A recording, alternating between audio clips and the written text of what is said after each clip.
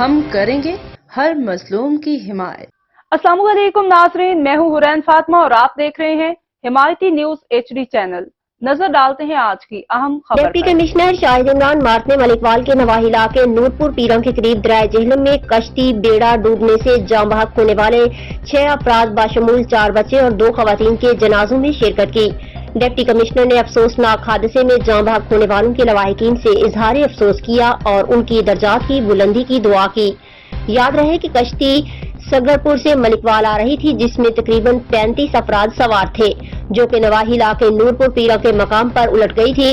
Rescue ٹیموں نے فوری طور پر موقع پر پہنچ کر 29 افراد کو زندہ نکال لیا تھا، جبکہ 6 افراد باشمول 4 بچے اور 2 خواتین جان کی بازی ہار گئے تھے، جن کی لاشیں لواحقین کے حوالے کر دی گئی تھی۔